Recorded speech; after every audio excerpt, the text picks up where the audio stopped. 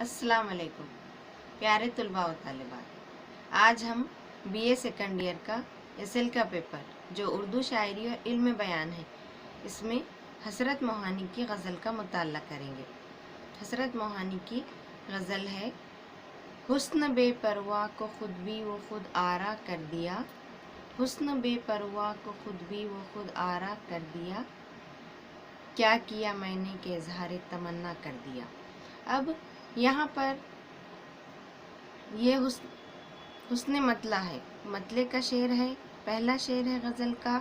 इसमें शायर कहता है कि हुस्न बेपरवाह को, यानी जो खुद भी है, यानी शायर अपने महबूब से मुखातिब है और कह रहा है कि खुद भी यानी अपनी ही खातिर, अपनी ही मफाद की खातिर जीने वाला, अपने ही मफाद पर नज़र रखने वाला, उसको शायर कह रहा है कि जो खुद आरा कर दिया, यानी जो बनाव सिंगार, अपने आप को बनाने और संवारने वाला है, सिंगार करने वाला है, उसको मैंने इजहार तमन्ना कर दिया, यानी शायर ने उसके सामने अपनी मोहब्बत का इजहार कर दिया है। शायर कह रहा है कि ये मैंने क्या कर दिया, क्योंकि वो तो अपने मफाद की खातिर जीने वाला है और अपने ही बनाव सिंगार में लगा हुआ है। और दूसरा शेर है, बढ़ गई तुमसे मिलकर और भी बेताबिया, बढ़ गई तुमसे मिलकर और भी बेताबिया, हम ये समझे थे कि अब दिल को शकीबा कर दिया। यहाँ पर इस शेर में शायर कह रहा है कि ऐ महबूब, जब से तुमसे मिला हूँ मेरी बेचैनी यानी मेरा इज़्तिराब और भी बढ़ गया है। और शायर कह रहा है कि हम तो ये समझे थे कि दिल हमारा शकीबा कर दिया, यानी बेहुस्न, बेचैन, वो बेताब, बेकरार कर दिया है तुमने, तुमसे मिलकर हमारी बेताबियाँ और भी बढ़ गई है।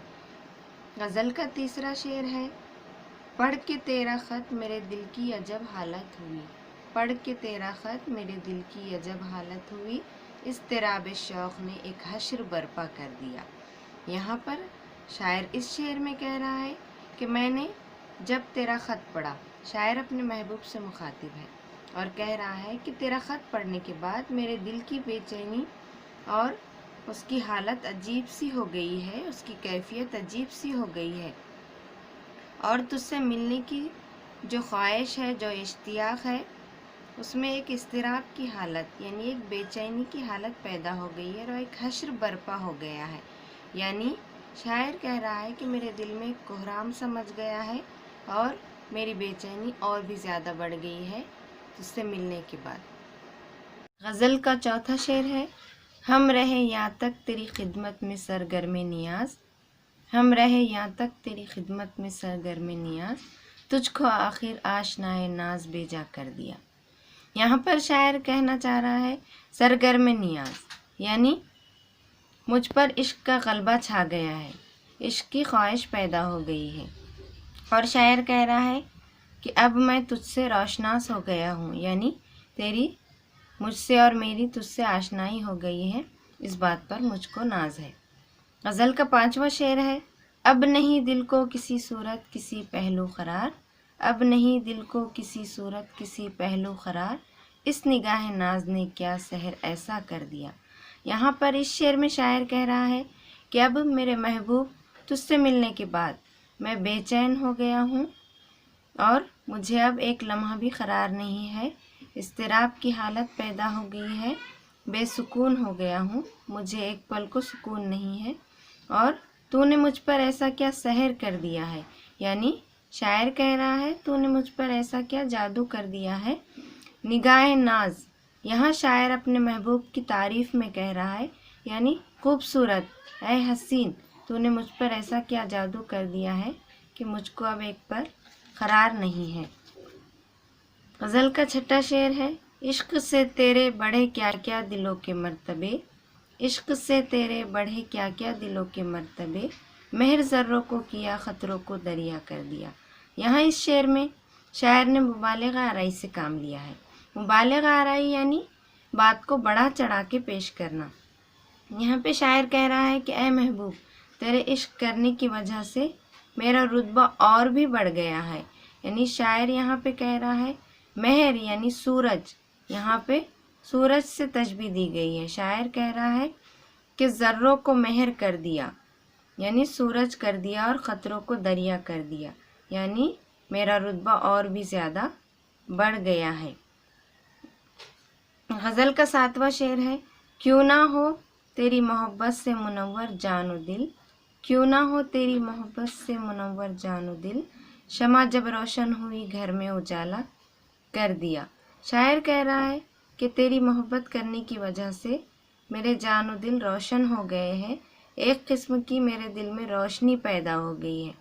جس طرح سے شاعر کہہ رہا ہے کہ ایک شمع جلانے کے بعد پورا گھر روشن ہو جاتا ہے، اس طرح سے میرا دل بھی روشن ہو گیا، یعنی شاعر نے یہاں پر اپنے محبوب کو شمع سے تشبیہ دی ہے، یعنی ایک روشنی کی مانند کہا ہے کہ تو آ گیا ہے تو میرا دل منور ہو گیا ہے، روشن ہو گیا ہے۔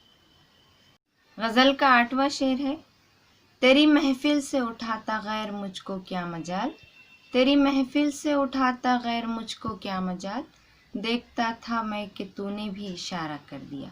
یہاں پر اس شعر میں شاعر اپنے محبوب سے شکوہ کر رہا ہے، شکایت کر رہا ہے کہ جب میں تیری محفل میں آ کر بیٹھا تو اغیار، یعنی جو مجھ کو پہچانتے بھی نہیں تھے، انہوں نے مجھے تیری محفل سے، تیری بزم سے جانے کو کہا۔ اور شاعر کہہ رہا ہے کہ ان کی کیا مجال تھی، ان کی کیا ہمت تھی کہ وہ مجھے تیری محفل سے جانے کو کہے، لیکن میں نے دیکھا کہ تو نے بھی مجھے جانے کے لیے ان کو اشارہ کر دیا تھا۔ یہاں پر غزل کا آخری شعر ہے جو مقطع کا شعر ہے، جس میں شاعر اپنا تخلص پیش کرتا ہے۔ یہ شعر ہے، سب غلط کہتے تھے لطف یار کو بجائے سخن، سب غلط کہتے تھے لطف یار کو بجائے سخن، درد دل اس نے تو حسرت اور دونا کر دیا۔ یہاں پر یہ مقطع کا شعر ہے، شاعر نے حسرت یہاں اپنا تخلص پیش کیا ہے اس شعر میں، اور یہ غزل کا آخری شعر ہے۔